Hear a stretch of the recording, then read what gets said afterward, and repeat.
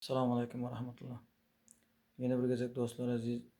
O'tida do'stlar ki Maxtumul Farag'in ta'qib edib, shirkat sayati Maxtumul Farag'in ta'qib edib va ko'rib gruplarında, kanallarında bo'lib o'tirgan do'stlarimizga yana bir gazak salomlarim, sayg'ularimni iletiyorum do'stlar aziz.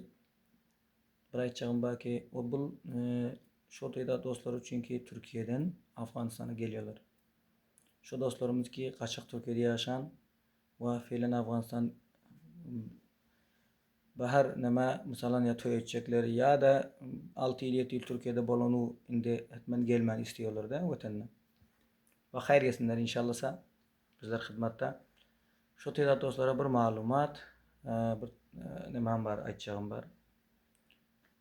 Şayet bir tezatın malumatlar bolsa da ben aytacağım gepimde bir tezat dostlarımız şayet malumatları, bilgileri köpen bolsa. Şonda hem yine bir bilmeyen o dostlar için bu videolar. Bilmeyen dostlarımız geçiverin. Aytacağım ki dost aziz siz eğer özlüğünüz bilet alıp gelseniz yaxşı bir yere qayıdıp ayındadan Türkiye'ye gitmeniz edem. Eğer bilet almak tutul gelseniz hem deport iki kısım deport buluyorsunuz. Bir kısım deport davut alap özünüz tiket alarsınız davut alabanda gelirsiniz Afganistan bulam deport. Ve bir kısım deport özlüğünüz tutuluyorsunuz. Son devletçilere o yerden devlet halkına hamahangi buluyor. Bir ay 10 gün 15 günden sizlere iberiyor. İki kısım deport. Ol kısmı deport ki oval aytdım özlüğünüzde utalap geliyorsunuz. Ol ona Türkmence'daydan yengil deport yengil. Ol deport tutup gelseniz ağır deport buluyorsunuz. İkisinde de hem sizler bir şansınız var.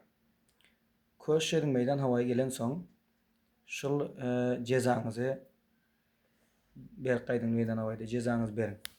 Cezanız verseniz yaxşı bolar. Bunun için ki bir tezat dostlar oradan qaytıyor. Qaytıp men de Türkiye'nin yüzünden görmeyin, qarasından görmeyin dik geliyor. Şol 200-300 doları üstüne ağır görüyor da. Sizlerden xahiş etmiyorum iş etmen. Şol 200-300 doları kişiye ceza vermeli buluyorsunuz. Şu ceza verin varağınıza elinizde bolsun. Bir deporti xat. Mana şu yerde deporti xatam nişanasını koyarın. Mana şu yerde deporti xatın nişanası vardır. Olam yanınızda bolsun. Şol varak deporti xat yitirmen. Şol varak iki pul tahvil ediyorsunuz. Onam yitirmen. Şol tikit tayarağınızı hem. Alam plan şu tikiti hem yitirmen.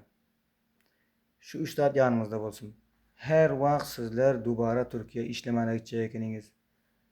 Ya da verildik viza gidiyorsunuz. Qaysı viza gitseniz şıl avraklar sizlere yaman hayati.